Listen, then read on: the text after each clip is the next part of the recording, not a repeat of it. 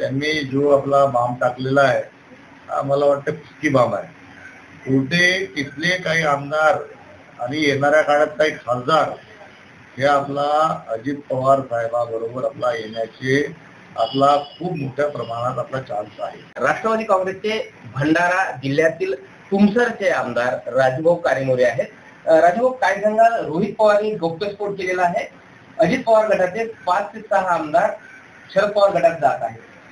आपला रोहित पवार साहेबांनी जो आपला त्यांच्या टीव्हीवर मी आपला मुलाखत बघितलेली आहे, त्यांनी एक घरस्फोट केलेला आहे. तर आपला 5-6 आमदार झालेला आपला म्हणजे शरद पवार साहेबांवर जाणार आहे. मला याच्यात काही तथ्य दिसत नाही. त्यांनी जो आपला बाम टाकलेला आहे हा मला वाटतं फुसकी बाम आहे. कुठे तिथले काही आमदार आणि येणाऱ्या काळात काही खासदार हे आपला अजित पवार साहेबाबरोबर आपला येण्याचे आपला खूप मोठ्या प्रमाणात आपला चान्स आहे. काल राष्ट्रवादी काँग्रेसची बैठक मुंबईमध्ये पार पडली. या बैठकीमध्ये काय ठरलं? काय लोकसभेमध्ये ज्या पद्धतीनं पराभव झाला राष्ट्रवादी काँग्रेसचा, शरद पवार गटांनी मोठ्या प्रमाणात जागा जिंकल्या.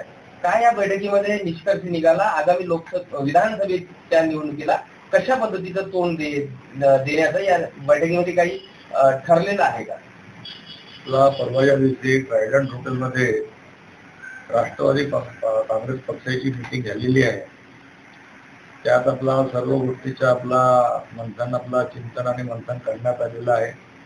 येस अपयश हा येत असतो, परंतु आपला देशाला विकासाची वाटचाल सन्माननीय नरेंद्र मोदी साहेब ज्या प्रकारे आपला देश चालवत आहेत, देशाला विकासाकडे नेत आहेत, त्यामुळे आम्ही विकासाचा दृष्टिकोन ठेवून आपला महायुतीमध्ये आम्ही सामील झालेले आहोत. सन्माननीय अजित पवार साहेब हे आमचे नेते आहेत, राज्याचे उपमुख्यमंत्री आहेत आणि त्यांच्या पाठीशी आम्ही आपला सर्व आमदार एकनिष्ठेने हिमालयासाठी उभे आहोत.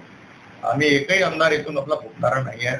उलटे आपला त्या पक्षातून किंवा बाकी इतर पक्षातून आपला म्हणजे इंडिया आघाडीतून काही आमदार किंवा खासदार आपल्याला इकडे येताना आपल्याला दिसणार आहेत. काही दिसत निश्चितच राजू कारेमोरे यांचा दावा आहे, आम्ही अजित पवारांची साथ सोडणार नाही. मात्र इंडिया आघाडीतले काही आमदार आणि खासदार नक्कीच महायुतीत समाविष्ट होईल असा राजू कारेमोरे यांचा दावा आहे. प्रशांत देसाई, एबीपी माझा, भंडारा. एबीपी माझा, उघडा डोळे बघा नीट.